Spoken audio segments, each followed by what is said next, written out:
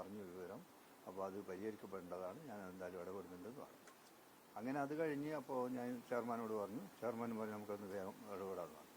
അങ്ങനെ ഇതെല്ലാം കഴിഞ്ഞിട്ടും പോലും ഇങ്ങനെ ഇതുണ്ടാക്കിയത് എന്താണ് ഇതിൻ്റെ പിന്നിലെ ഇതൊന്നും അറിയില്ല. എന്തായാലും ആ രീതിയിലുള്ളൊരു വല്ലാത്തൊരു സമീപനമായിപ്പോയി അവരോട്. അത് വേണ്ടായിരുന്നു. ഞാൻ എന്തായാലും അങ്ങോട്ട് പോകുന്ന പോയിക്കല്ലേ, ഞാൻ എന്തായാലും പോകാൻ തീരുമാനിച്ചതാണ്. പോയിട്ട് ഞാൻ തിരിച്ചു വരും എന്നുള്ളതുകൊണ്ട് ഞാനും അങ്ങനെ പോയി. വേറൊന്നും എൻ്റെ ഭാഗത്തുനിന്നുണ്ടായിട്ടില്ല ഒരു ഇതായിട്ടുള്ള. അത് കഴിഞ്ഞ് പിന്നെ ഇന്ന് ഞങ്ങൾ ആ യോഗത്തിൽ വെച്ചിട്ട് തന്നെ പറഞ്ഞു, എന്നാൽ ചെയർമാനോട് പറഞ്ഞ് നമുക്ക് യോഗം വിളിക്കണം. ഡയാലിസിസിൻ്റെ ആളെയും അവിടുത്തെ കൗൺസിലർമാരും അതുപോലെ തന്നെ ഇവരെ ഈ ഇന്ന് വന്നവരെ കൂട്ടത്തുനിന്ന് ഒരു 5 ആളെ അവരെയും കൂടി വിളിച്ചുകൊണ്ട് യോഗം വിളിക്കാമെന്ന് പറഞ്ഞു. 5-ാം തീയതി രാവിലെ 9 മണിക്ക് യോഗം വിളിച്ചിട്ടുണ്ട്. അപ്പം 5-ാം തീയതി രാവിലെ പരാതി കൊടുത്തിട്ടില്ല. അത് ഇവർ SP എല്ലാം അവിടെ വന്നിട്ടുണ്ട്, TV ചാനലിൽ അവർ സൊമോട്ടോ കേസെടുക്കാമെന്നാണ് പറഞ്ഞത്. അതായത് നിലവിലിപ്പം ആ പ്രശ്നത്തില് ഈ സംഭവത്തിന് ശേഷമാണോ ഇടപെട്ടത്, അല്ലെങ്കിൽ ഈ സംസാരങ്ങളൊക്കെ MLA ഇടപെട്ടത്? ഞാൻ മുമ്പേ ഇടപെട്ടു. മുമ്പേ തന്നെ ഞാൻ പറഞ്ഞു, 2 മാസം മുമ്പേ പറഞ്ഞു. പിന്നെ കഴിഞ്ഞ ഒരാഴ്ച മുമ്പേ ഞാൻ ഡോക്ടർ ഇദ്രീഷിനെ കണ്ടു. ഇന്ന് അപ്പോൾ എങ്ങനെ വേണം പരിഹരിക്കണം എന്ന് പറഞ്ഞത് അവിടെ ചെയർമാനാണല്ലോ ഇതിൻ്റെ ഇത്. അവർക്ക് നമുക്കൊന്നും ഈ മുനിസിപ്പാലിറ്റിയിലെ കാര്യത്തിൽ ഇത്തരം കാര്യങ്ങൾ ഇടപെടാൻ കഴിയില്ല.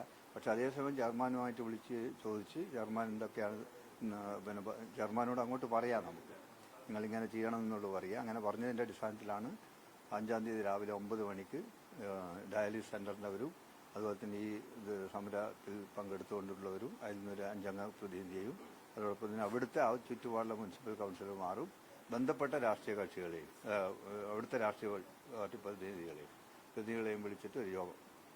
അപ്പോൾ അതിൽ ഏകദേശം ധാരണയാവുമെന്ന് എനിക്ക് തോന്നുന്നത്. പക്ഷെ എന്നാൽ പോലും എന്ത് തന്നെയാലും ഇങ്ങനെ ഉണ്ടെങ്കിൽ അത് പരിഹരിക്കപ്പെടണം. ഇതുവരെയായിട്ടും അതിൻ്റെ എന്താ പറയുക, ഇത് ഈ വെള്ളമെടുത്ത് പരിശോധനക്കൊന്നും അയച്ചിട്ടില്ല. വെള്ളത്തിൽ എന്തൊക്കെ ഉണ്ട് എന്നുള്ളത് പറയുന്നു. ഈ അംഗനവാടിയാ പ്രതിഷേധം ഈ തരത്തിലൊരു കയ്യാങ്കളിന്റെ വക്കിലേക്ക് എത്തിക്കേണ്ട കാര്യമുണ്ടായിരുന്നു.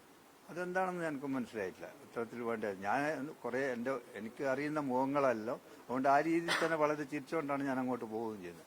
പക്ഷെ 1-2 ആൾക്ക് എന്തോ ഒരു എന്താ പറയാ, അങ്ങനെയല്ല വേണ്ടത് എന്നുള്ള എനിക്ക് തോന്നി. അങ്ങനെ എനിക്ക് തോന്നിയിട്ടില്ല. ഇനിയിപ്പം പറഞ്ഞുകൂടാ.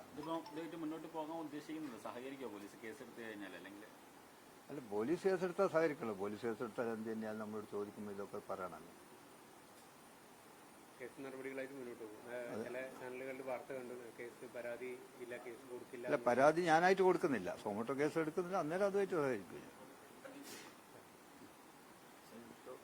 ഒന്നും വേണ്ട, നമുക്കൊന്ന് പോകണം.